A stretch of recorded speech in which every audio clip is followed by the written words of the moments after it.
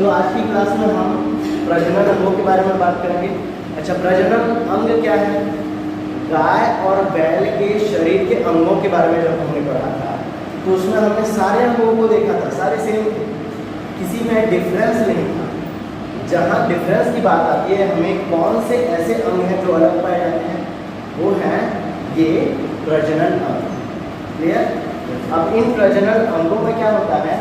इन प्रजनन अंगों में सिर्फ संरचना का फर्क है, संरचना के साथ कार्य का भी फर्क है। तो गाय के जो प्रजनन अंग हैं उनकी संरचना अलग होगी और उनका कार्य भी अलग होगा। बैल का, सांड का जो प्रजनन अंग है उनकी संरचना अलग होगी और उनका कार्य अलग होगा। तो जब हम प्रजनन अंगों को बांटते हैं तो दो तरह से बांटते हैं। एक होते हैं मुख्य प्रजनन अंग जो प्राइमरी होते हैं, जो सबसे ज़्यादा जरूरी होते हैं। दूसरे होते हैं सहायक। मुख्य की सहायता, मुख्य प्रजनन अंगों की सहायता करने वाले अंग सहायक प्रजनन अंग है। क्लियर? अब क्योंकि हम गाय की बात कर रहे हैं तो गाय एक मादा है, फीमेल है। फीमेल रिप्रोडक्टिव सिस्टम या फीमेल रिप्रोडक्टिव सिस्टम मादा के प्रजनन अंगों में कौन कौन से ऑर्गन्स आते हैं, कौन कौन से अंग आते हैं? पहला मुख्य अंग जो है वो है अंडाशय। अब अंडाशय क्या काम करता है? जैसे कि उसके नाम से ही स्पष्ट है, उसका नाम अंडाशय है, मतलब वो अंडा बनाता है ना। सो अंडाशय क्या करते हैं? ये दो होते हैं, जोड़ियों में होते हैं, ये जोड़ियों में होते हैं और इनका जो आकार होता है, इनका साइज जो होता है वो 1 से लेकर 1.5 इंच तक का होता है। सेम के बीच के आकार के होते हैं अंडाशय। ये जोड़े में होते हैं, मतलब दो होते हैं। और इनका मुख्य कार्य क्या होता है? इनका मुख्य कार्य होता है अंड की उत्पत्ति करना, अंडा बनाना। फीमेल की बॉडी में, गाय के शरीर में अंडा बनाना मतलब एग का निर्माण हो, और उसके बाद फीमेल की बॉडी से रिलेटेड, मादा के शरीर से रिलेटेड जो भी हार्मोन्स होते हैं, हार्मोनल चेंज, मतलब शरीर में जो चेंजेस आते हैं वो तो हार्मोन्स की वजह से आते हैं। और वो हार्मोन्स कौन बनाते हैं? ये अंडाशय। अच्छा, अंडाशय को इंग्लिश में कहा जाता है ओवरी। ओवरी से ओवा से बना है ओवरी, क्योंकि ओवा मतलब अंडा, उसका उत्पादन किया जाता है, इसलिए ओवा से बना है ओवरी और अंड से बना है अंडाशय। क्लियर? इसके बाद ये तो मुख्य अंग एक ही है, जैसे इसमें मुख्य अंग अंडाशय है, वैसे ही सांड में मुख्य अंग होता है वृषण। उसको हम बाद में पढ़ेंगे इसके बाद। तो अब इस अंडाशय से जुड़े हुए जितनी भी आप कह सकते हैं बॉडी पार्ट्स, इस अंडाशय से जुड़े हुए जितने भी और अंग, उनको हम सहायक प्रजनन अंग कहते हैं। क्लियर? अब शुरू करते हैं यहाँ से। पहला, गर्भाशय नलिका। अब गर्भाशय नलिका जैसा इसमें दिखाया गया है, मतलब ये एक नली है, नली ऐसी जो गर्भाशय से जुड़ी है। सो ये क्या होती है? अंडाशय से सटी हुई होती है। ये जो हमने अंडाशय देखा, इसी अंडाशय से सटी हुई नलिका कौन सी है? ये गर्भाशय। इसको कहा जाता है फैलोपियन ट्यूब। अब देखो, अंडाशय से अंडा आता है, फिर वहाँ से शुक्राशय से शुक्राणु आएगा, दोनों फ्यूज हो जाएंगे, अंडाणु शुक्राणु फ्यूज हो जाएंगे। तो वो दोनों फ्यूज मतलब जुड़ जाएंगे, तो वो फिर कहाँ जाएंगे? इस गर्भाशय में जाएंगे। तो इस अंडाशय और इस गर्भाशय को जोड़ने के लिए जो बीच में नली या जो पाइप लगी होती है, दैट इज कॉल्ड गर्भाशय नलिका। और ये क्या करता है? ये अंडाशय से सटा होता है और गर्भाशय से जुड़ा हुआ होता है। ठीक इसी में वो भ्रूण बनने का जो प्रोसेस है वो इस रास्ते से होकर गुजरता है। दूसरा है गर्भाशय। गर्भाशय तो मेरे ख्याल से सबको इसका मतलब पता होगा। गर्भाशय क्या है? ये गर्भ है, ये गर्भ है जिसमें क्या होता है? बच्चा पलता है, भ्रूण का विकास होता है। तो प्रजनन के बाद जब भ्रूण का निर्माण हो जाता है तो उसका विकास और उसकी वृद्धि इसी गर्भाशय में होती है। अच्छा, गर्भाशय को इंग्लिश में क्या कहा जाता है? यूटेरस। क्लियर? गर्भाशय को इंग्लिश में कहा जाता है यूटेरस। अब दूसरा जो भाग है इसके बाद का भाग ग्रीवा क्या है? ग्रीवा पहले इसको समझ लेते हैं, इसके बाद में डायग्राम बना दूंगा, सब समझ में आएगा। ग्रीवा क्या है? गर्भाशय का अंतिम भाग। गर्भाशय जो है वो अगर ऐसा है तो इसका अंतिम भाग ये है, एक रास्ते की तरह है। तो ये एक द्वार की तरह एक रास्ता है, और उस रास्ते को कहा जाता है क्या? ग्रीवा। उसको इंग्लिश में कहा जाता है सर्विक्स। अब सर्विक्स क्या काम करता है? आर्टिफिशियल इंसेमिनेशन में सहायक है। आर्टिफिशियल इंसेमिनेशन को हिंदी में कहा जाता है कृत्रिम गर्भाधान, जो हर गाय में आजकल किया जाता है। कृत्रिम गर्भाधान में क्या होता है? अब देखो, प्रजनन के लिए एक सांड जरूरी है, लेकिन सांड को अगर गायों के झुंड में पालेंगे गड़बड़ होने के चांसेस है ना। तो सांड से सीमेन वीर्य निकालते हैं, उसको स्टोर करते हैं और उसको कृत्रिम तरीके से, मतलब डॉक्टर अपने हाथ से गाय के इस सर्विक्स में डालता है। सर्विक्स मतलब डायरेक्ट ये वाला रास्ता सीधा यहाँ तक नहीं जाता। इसलिए अगर आप में से किसी ने भी कृत्रिम गर्भाधान करते हुए देखा है तो आपने देखा होगा कि डॉक्टर्स पहले अपने आस्तीन ऊपर कर लेते हैं, हाथ धोते हैं, फिर वो तेल लगाते हैं और फिर सारा गोबर निकालते हैं, और फिर आर्टिफिशियल इंसेमिनेशन के लिए जो सीमेन होता है, जो वीर्य होता है, वो इस सर्विक्स में डालते हैं, पूरा हाथ से घुसाते। देखिए हैं, वो भी हम आने वाले चैप्टर्स में पढ़ रहे। अब आती है योनि। योनि क्या है? ये इससे जुड़ा हुआ एक रास्ता है। ये गर्भाशय है, इससे जुड़ा हुआ एक रास्ता है, और ये रास्ता क्या करता है? जब मेल रिप्रोडक्टिव पार्ट आता है, मतलब नर जनन जब आता है, तो ये इसमें प्रवेश करता है, उसी को कहा जाता है योनि। तो योनि सिर्फ एक द्वार है जो मस्कुलर होता है, पेशी होता है, ठीक है। इसको कहा जाता है वेजाइना, और ये क्या करता है? प्रजनन के समय मुख्य भूमिका निभाता है। जब नर जनन अंग मादा के शरीर में प्रवेश करता है तो ये इसी रास्ते से इंटरकोर्स करता है, आना जाना करता है इसी रास्ते, और इसी को कहा जाता है क्या? वेजाइना या योनि। इसके बाद आता है भग। भग को कहा जाता है बलवा। अब ये भग क्या है? इसके बाहर में जो ऐसा भाग होता है, ये जो मांसल भाग होता है ऐसा, दिस इज कॉल्ड भग या बलवा। ये कवर जो लिप्स, ये क्या कोष्ठक के आकार या होठ के आकार के होता है, इसको कहा जाता है बलवा, और हिंदी में क्या है? भग। क्लियर? बाह्य मांसल अंग है, कोष्ठक के आकार का होता है, इंग्लिश में कहा जाता है इसको बलवा। इसके बाद आता है भग शेप। भग शेप क्या है? ये पूरा प्रोसेस होने के लिए अंदर से उत्तेजना चाहिए, है ना। अंदर से सिग्नल आएगा तभी ना ये सब होगा। तो वो सिग्नल को कौन देता है? गाय के शरीर में सिग्नल या उत्तेजना देने के लिए यहाँ बटन जैसा एक उभार होता है अंदर, ये बलवा के अंदर, और इसकी दीवार से सटा होता है, बटन जैसा होता है।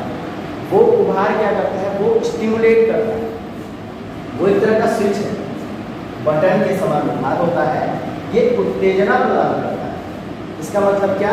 कि जब इस क्लिटोरिस से बैल सांड का प्रजनन अंग स्पर्श करता है, तब ये अंदर स्टिमुलेशन प्रदान करता है, उत्तेजना प्रदान करता है, और फिर उसकी वजह से पूरा का पूरा इंटरकोर्स कंप्लीट होता है। तो उत्तेजना प्रदान करने का काम करता है ये क्लिटोरिस भग शेप।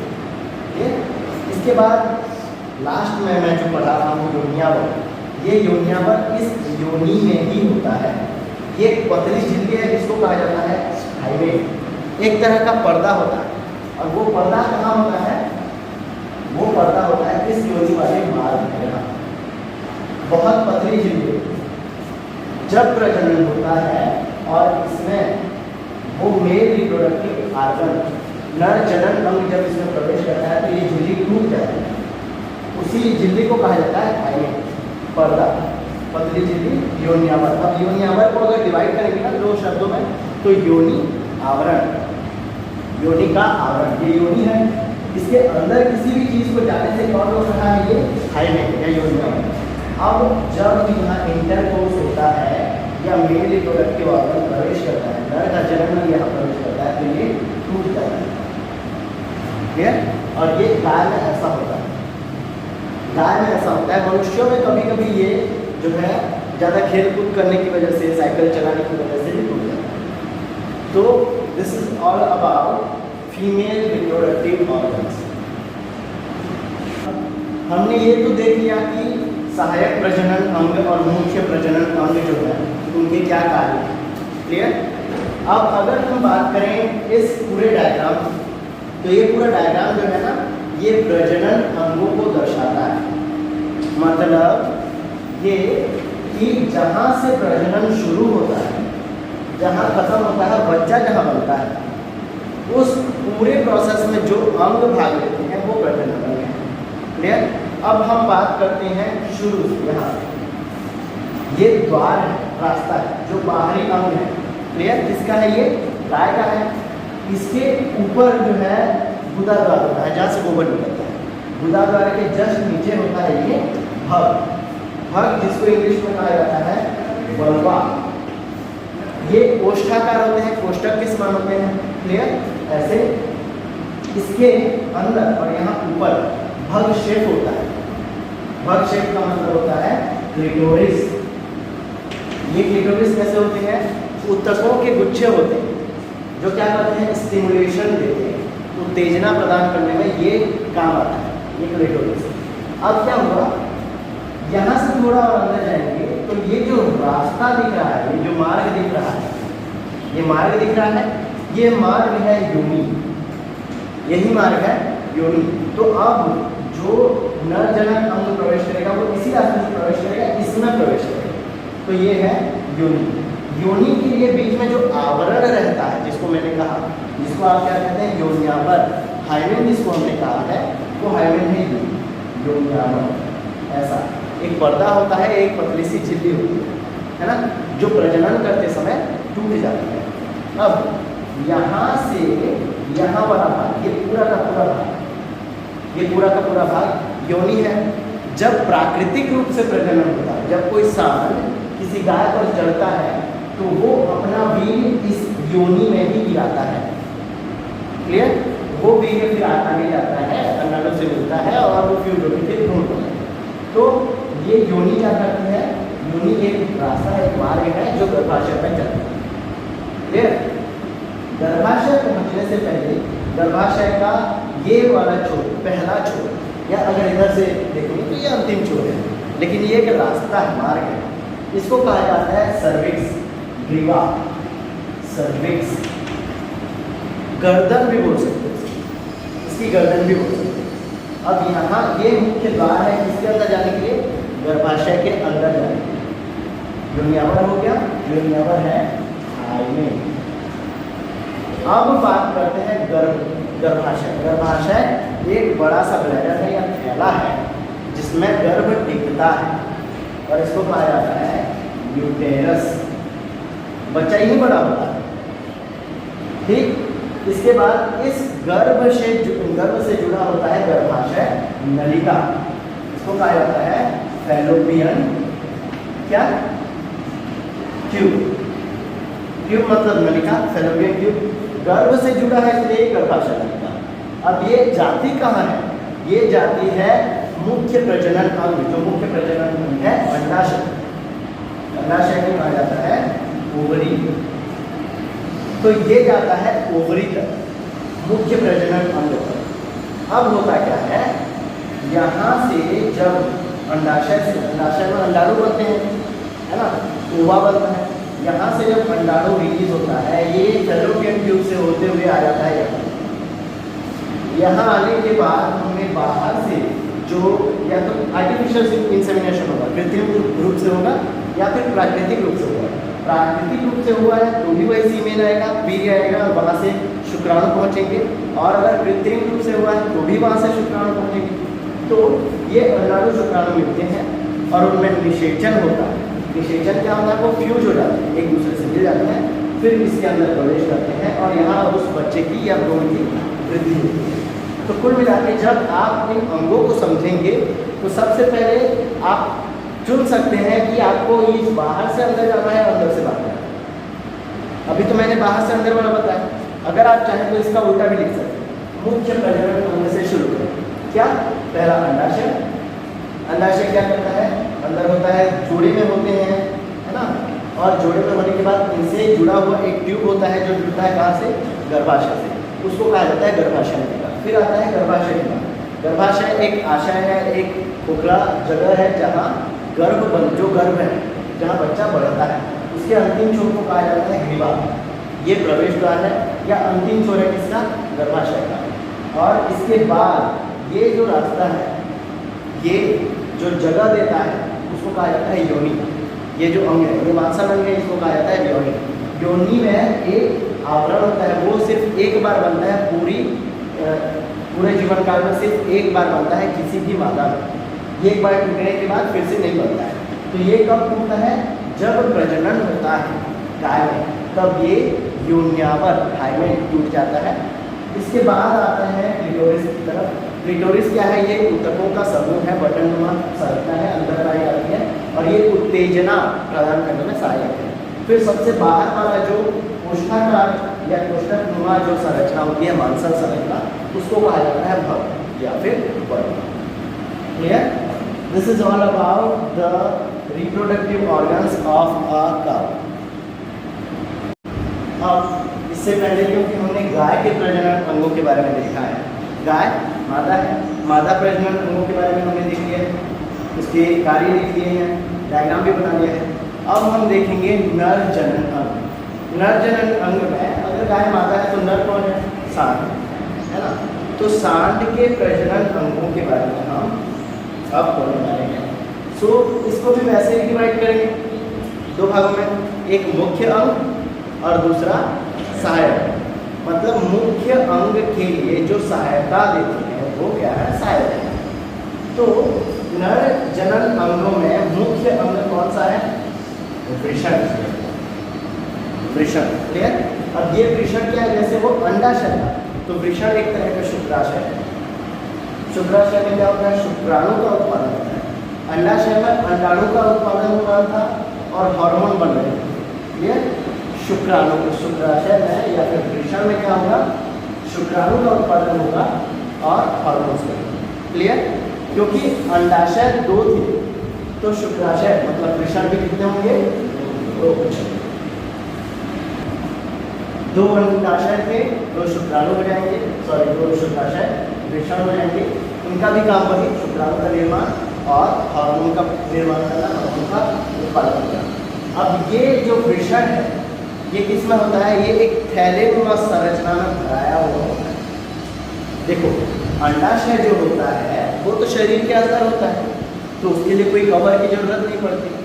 लेकिन ये जो वृषण है ये शरीर के बाहर लटका रहता है, तो उसके लिए एक कवर की जरूरत होती है। वो कवर कैसा रहेगा, मैं डायग्राम में बता दूँ। क्लियर? अब इसका काम बता दिए। सहायक अंग जो है वृषण के लिए जो सहायता प्रदान करते हैं उन अंगों को कहा जाता है सहायक अंग। क्लियर? अब सहायक अंगों में क्या क्या आता है, पहला अधिकार। अधिकार जो है इसको इंग्लिश में कहा जाता है एपिडाइडम्स। एपिडाइडम्स क्या करते हैं, ये शुक्राणु की वृद्धि के लिए रिस्पॉन्सिबल होते हैं। मतलब ये एक पाइप जैसी संरचना होती है, टेढ़ी मेढ़ी नलिका होती है, जिसमें शुक्राणु जो है वो वृद्धि करते हैं, बढ़ते हैं। अब इसको तीन तरह से बांटते हैं, कैसे, मुंड, काय, प्रकोष्ठ। सिर, ये सिर, धड़ और धड़ से नीचे फिर मोक्ष। क्लियर? तो ये होती है अधिकार की संरचना, तीन भागों में बटा होता है। अगर आप चाहें तो इसको इंग्लिश में लिख सकते हैं, सिर का मतलब हेड, काय का मतलब धड़ बॉडी, पूंछ का मतलब tail. Clear? So head, body, tail. Clear? ये हो गया, ये तो एपिडाइडम्स हो गया। अब दूसरा आता है रेतोवाहिनी। रेतोवाहिनी क्या करती है, ये शुक्राणु को मूत्र मार्ग तक पहुंचाता है। अब देखो इस वृषण में शुक्राणु बन गए, शुक्राणु बनने के बाद पहुंच गए कहाँ, अधिकार, एपिडाइडम्स। यहाँ से बनने के बाद इनको बाहर भी तो निकालना है ना, तो बाहर निकालने के लिए ये रेतोवाहिनी काम में आती है। अब ये मूत्र मार्ग तक पहुंचाते हैं, इनको कहा जाता है वास डिफरेंस। क्लियर? अब बात करते हैं रेतोवाहिनी से आगे रेतोधार। ये क्या करते हैं, इकट्ठा करने का काम है। रेतोवाहिनी देखो दो वृषण है, दो वृषण से दो रेतोवाहिनी आएगी, दोनों जहाँ मिलेंगे उस जगह को कहा जाता है रेतोधातु। रेतोवाहिनी जहाँ आपस में मिलती है उसको कहा जाता है रेतोधातु, सेमिनल वेसल, इंग्लिश में सेमिनल वेसल। साथ में इंग्लिश का नाम भी लिखते जाएंगे। अगर एग्जाम में कोई एक शब्द समझ में नहीं आया तो ये भी लिख सकते हैं। फिर आते हैं प्रोस्टेट ग्लैंड। अब शुक्राणु जो होते हैं वो बहुत ही छोटे, उनकी आकृति या उनका आकार जो है वो बहुत छोटा होता है, तो उनको आने जाने के लिए एक माध्यम की आवश्यकता होगी, है ना। और वो माध्यम इनको कौन देता है? ये प्रोस्टेट ग्लैंड। तो आप क्या करते हैं, शुक्राणु जिस माध्यम में गति करते हैं या जिस रास्ते से होकर जाते हैं, अब उनको एक गाड़ी चाहिए। जैसे हम भी आना जाना करते हैं, हमारे पास पैर होते हैं तो हम चल सकते हैं। मछली के पैर नहीं होते, वो क्या करती है? तैरती है, लेकिन उसके तैरने के लिए भी तो पानी चाहिए होता है। तो इन शुक्राणुओं को तैरने के लिए जिस द्रव की आवश्यकता होती है, जिस द्रव की आवश्यकता होती है वो द्रव कौन मिलाता है? ये प्रोस्टेट ग्रंथि। प्रोस्टेट ग्रंथि क्या करते हैं? ये एक दूधिया रस मिलाते हैं, और वो दूधिया रस में विशेष गंध भी होती है, अलग सी स्मेल होती है उसकी स्मेल, और वो इसको इस ग्रंथि को तो इंग्लिश में कहा जाता है प्रोस्टेट ग्लैंड। तब वो दूधिया रस जो होता है जिसमें स्पेशल तरह की सुगंध होती है, वो सुगंध इस शुक्राणु के साथ मिलता है, और इनके मिलने से जो तरल पदार्थ बनता है उसको कहा जाता है वीर्य, इंग्लिश में उसको कहा जाता है सीमेन। अब इसके बाद काउपर्स ग्रंथि भी होती है। काउपर्स ग्रंथि भी एक तरह का विशेष रस या द्रव मिलाती है इसमें, इसी में ये दोनों एक साथ काम करते हैं, प्रोस्टेट ग्लैंड और काउपर्स ग्लैंड। ये दोनों क्या करते हैं? कुल मिला के ऐसा एक माध्यम बनाते हैं, द्रव माध्यम बनाते हैं, जिसमें ये शुक्राणु जो है ये स्टे करते हैं, मतलब रहते हैं। और काउपर्स ग्लैंड के द्वारा जो रस मिलाया जाता है उसकी वजह से ये जो शुक्राणु है इनका जीवन जो है वो बढ़ जाता है, मतलब वो उनको लाइफ देते हैं। तो ये जो रस मिलाते हैं, दूधिया रस मिलाते हैं, और ये जो रस का स्राव करते हैं, इससे इन शुक्राणुओं का स्टोरेज, मतलब उनका संग्रहण संरक्षण होता है, और दूसरा उनकी वृद्धि होती है और उनके लिए पोषण मिलता है। शुक्राणु में भी जीवन है तो उनके लिए खाना देना जरूरी है। वो खाना कौन देता है? ये प्रोस्टेट ग्लैंड। कुल मिला के आप इतना लिखेंगे तो भी चलेगा। शुक्राणु के लिए आवश्यक पोषक तत्वों को जो प्रदान करते हैं वो है ये प्रोस्टेट ग्लैंड। ये दूधिया रस और विशेष गंध मिलाते हैं, जिनसे शुक्राणुओं को क्या मिलता है? पोषण मिलता है, शक्ति मिलती है, देख सकते हैं। क्लियर? प्रोस्टेट ग्लैंड और काउपर्स ग्लैंड भी वही काम करते हैं, ये विशेष रस मिलाते हैं जो इनको बाहर जीवित रहने के लिए सहायक होते हैं। अब ये लास्ट में जब ये सब रेडी हो जाता है, ये सीमेन अब तक बन गया, सीमेन जब बन गया तो उसको बाहर भी निकालना है। बाहर निकालने का काम ये मूत्र मार्ग में करता है। अब मूत्र मार्ग में एक रास्ता है, वो कैसा है मैं संरचना बनाऊंगा तो बता दूंगा। उस रास्ते में क्या? रेतोधातु मतलब ये, और रेतोवाहिनी और मूत्रवाहिनी जहाँ से यूरिन आता है, जहाँ से मूत्र आता है, वो तीनों रास्ते कहाँ खुलते हैं? इस मूत्र मार्ग में खुलते हैं, और इसको कहा जाता है सेनिस। यही एक रास्ता है जिससे वीर्य और मूत्र दोनों एक साथ, मतलब अलग अलग समय पे एक ही रास्ते से आते हैं। फिर लास्ट में आता है वृषण रज्जु। अब देखो इतना सारा काम हो रहा है, इन सारे काम को कराने के लिए कोई एक ऐसा होना चाहिए जो इनको कमांड दे, मतलब आज्ञा दे। ठीक, वो काम करता है ये वृषण के विकास हेतु वाहिनी। वृषण रज्जु, रज्जु का मतलब होता है वाहिनी, वाहिनी का मतलब होता है एक ऐसा तार, आप कह सकते हैं वायरिंग। इसकी वायरिंग, इस वृषण की वायरिंग कौन करता है? ये वृषण रज्जु। इससे क्या होता है? संवेदनाएं जाता है, मतलब इसी से पूरा का पूरा काम होता है, और इसका मेन काम है, ये लीडर है इनका, ये काम करवाता है इस वृषण से, है ना। जैसे पंखे से काम लेना है तो पंखे की जो वायरिंग, जो तार पंखे तक गया है वो क्या करता है? वो पंखे को काम करवाता है। तो वैसे ही ये वृषण रज्जु स्पर्मेटिक कॉर्ड्स, इसको कहा जाता है स्पर्मेटिक कॉर्ड्स, मतलब तार। तो ये तार क्या करते हैं? काम करवाते हैं वृषण से। अब अगर ये बताओ कि मैं उस पंखे से कनेक्शन काट दूं तो क्या पंखा काम कर पाएगा? क्या पंखा चलेगा? नहीं चलेगा। तो जो नसबंदी करते हैं, नसबंदी करते हैं मतलब इस वृषण रज्जु या स्पर्मेटिक कॉर्ड्स को काट दिया जाता है। जब इनको काट दिया जाता है तो ये वृषण जो है ये क्या आगे शुक्राणु का उत्पादन और हार्मोन्स का उत्पादन नहीं कर पाएंगे। शुक्राणु नहीं बनेगा मतलब बच्चा नहीं होगा। तो कुल मिला के जो बधियाकरण करते हैं, जब गाय और बैल की अगर हम बात करेंगे तो बछड़ा और बछिया दो छोटे छोटे गाय के बच्चे हैं। बछिया का मतलब वो गाय बनेगी, लेकिन अगर बछड़ा है तो बछड़ा या तो बैल बनेगा या फिर सांड बनेगा। क्लियर? सांड का काम होता है सिर्फ प्रजनन करना, सिर्फ रिप्रोडक्शन में वो काम आता है। बैल का काम प्रजनन करना होता ही नहीं है, वो काम करता है, खेत में काम करता है, लेबर है। तो अब उस बछड़े को अगर ये उस बछड़े में कोई चेंजेस नहीं करते हैं, अगर उस बछड़े के शरीर से कोई छेड़खानी नहीं करते हैं तो वो आगे जाके क्या बनेगा? सांड बनेगा।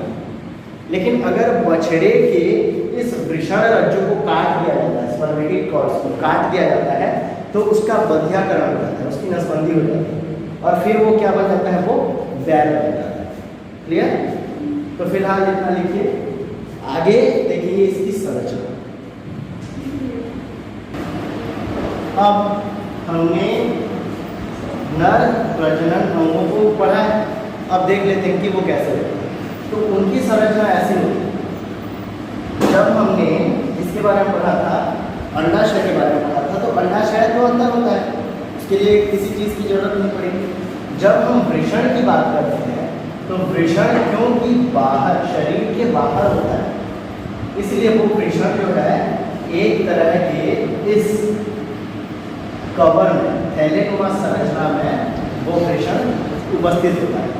मतलब इस थैले में ये भरा होता है। उस थैले को कहा जाता है स्क्रोटम, हिंदी में मोशन। अब ये स्क्रोटम क्या करता है? इस वृषण के लिए ये जो दो अंडे जो मेल में होते हैं इनके लिए ये एक कवर बनाते हैं, बाहरी आंखों से सुरक्षा। अब इस कवर का काम क्या होता है? एक तो ये सुरक्षात्मक कवर है, दूसरा काम ये है कि ये तापमान को नियंत्रित करती है। ये वृषण क्योंकि बाहर है और अंदर रहता तो शरीर के ताप के हिसाब से रहता है ना। बाहर है तो बाहर, शरीर के बाहर इस वृषण के तापमान को नियंत्रित कौन करता है? ये मोशन या स्पर्म। क्लियर? अब क्या होता है? इस वृषण में क्या बनते हैं? शुक्राणु। ये शुक्राणु कहाँ जाते हैं? अधिकाय में, एपिडाइडमस में जाते हैं और क्या करते हैं? ये बनाते हैं, इसमें वृद्धि करते हैं। एपिडाइडमस में शुक्राणुओं की वृद्धि होती है। क्लियर? अब इससे आगे ये किससे जाते हैं? ये रेतोवाहिनी से जाते हैं। दो वृषण से दो रेतोवाहिनी जाती है। क्लियर? हमने पढ़ा है। तो ये हो गया वृषण। फिर हमने अधिकाय पढ़ लिया। अधिकाय क्या है? यही एपिडाइडमस, जो दो कुंडलित संरचना है। ये कितने भागों में बटा होता है? 3 भाग में। क्या? सिर, धड़ और पूंछ। सिर से प्रवेश करते हुए पूंछ तक पहुंचते ये शुक्राणु जो है ये वृद्धि करते हैं, बढ़ते हैं। क्लियर? अब ये रेतोवाहिनी से पहुंचते हैं कहाँ? रेतोधार में। रेतोधार कौन सी जगह है? जहाँ दोनों रेतोवाहिनियाँ मिल रही है। ये मिलती है। फिर क्या होता है? प्रोस्टेट ग्लैंड से दूधिया द्रव स्रावित होता है। ठीक? दूधिया द्रव, वो दूधिया द्रव किससे मिलता है? इन शुक्राणुओं से मिल जाता है और उनमें क्या होता है? उस दूधिया द्रव में रंग दूधिया होता है और स्पेशल तरह की गंध होती है, खुशबू या बदबू जो बोल सकते हैं, गंध बोल सकते हैं। तो वो गंध जो होती है वो प्रोस्टेट ग्लैंड में जाता है। उसके बाद कॉपर्स ग्लैंड, कॉपर्स ग्रंथि जो है ये भी एक तरह का द्रव मिलाता है इसमें, और उस द्रव की वजह से वो जो वीर्य बनता है वो वीर्य फिर ज़्यादा दिनों तक जीवित रखता है इसको, शुक्राणु को। तो प्रोस्टेट ग्लैंड और कॉपर्स ग्रंथि, इन दोनों ग्रंथियों के द्वारा जो द्रव स्रावित होता है उसको शुक्राणु से मिलाकर क्या बनता है? वीर्य बनता है। वो वीर्य जो होता है वो मेल की शरीर में फिर उपस्थित होता है। अब ये वीर्य किधर से आता है? ये वीर्य आता है यहाँ से, इस मार्ग से होकर कहाँ तक पहुँचता है? मूत्र वाहिनी तक पहुँचता है। मूत्र वाहिनी जिसको हमने इंग्लिश में क्या कहा? पेनिस। क्लियर? अब ये क्या करते हैं, इस रास्ते से ये आता है पेनिस की तरफ, और उसके अलावा यहाँ से एक और पाइप आता है जिसको कहा जाता है मूत्र वाहिनी। मूत्र वाहिनी क्या करती है? यहाँ से मूत्राशय से जो यूरिनरी ब्लैडर है वहाँ से यूरिन को कहाँ तक पहुँचाती है? इस शिश्न तक। मतलब कुल मिला के ये एक ही रास्ता है जहाँ से मूत्र और वीर्य दोनों बाहर आते हैं, लेकिन दोनों के लिए अलग अलग डक्ट्स होते हैं, अलग अलग पाइप होते हैं। मूत्र वाहिनी से मूत्र आएगी, वीर्य वाहिनी से वीर्य। क्लियर? अब इससे जुड़ा हुआ, इस वृषण से जुड़ा हुआ एक आखिरी में मैंने शब्द बताया था वृषण रज्जु, जो वायरिंग का काम करता है। अब वो वृषण रज्जु है ये दोनों वृषण रज्जु दोनों वृषणों से अलग अलग जुड़े हुए हैं। ये क्या करते हैं? ये सिग्नल देते हैं और इन्हीं से क्या होता है? फिर ये वृषण काम करना शुरू करते हैं। अगर इस वृषण रज्जु को इंग्लिश में मैंने क्या कहा? Spermatic chords. स्पर्मेटिक कॉर्ड्स क्या होते हैं? सिग्नल देते हैं इसको वृषण टेस्टिस को। अब जब ये वृषण की तरफ क्या पहुंचाते हैं? सिग्नल पहुंचाते हैं, तभी ये काम करता है। अगर इनको काट दिया जाए तो ये काम करना बंद कर देता है। और जब हम वृषण रज्जु को काटते हैं तो होता क्या है? जब इस स्पर्मेटिक कॉर्ड्स को काट दिया जाता है बचपन में मतलब बछड़े के बचपन में, जब इस स्पर्मेटिक कॉर्ड को काट दिया जाता है तो सिग्नल्स आना बंद हो जाते हैं, संवेदनाएं आना बंद हो जाती हैं। तो संवेदनाएं नहीं आएंगी, उसको मैसेज नहीं पहुंचेगा कि भाई अपना काम करो, तो क्या हो जाएगा? फिर वो ये वृषण काम करना बंद कर देगा और फिर इसी प्रोसेस से बछड़े को बधियाकरण करके बैल बनाएगा। तो ये बधियाकरण जो है ये प्रोसेस बचपन में किया जाता है, जिसमें स्पर्मेटिक कॉर्ड या वृषण रज्जु को काट दिया है। Clear? So this is all about the male reproductive organs for a bull. Clear?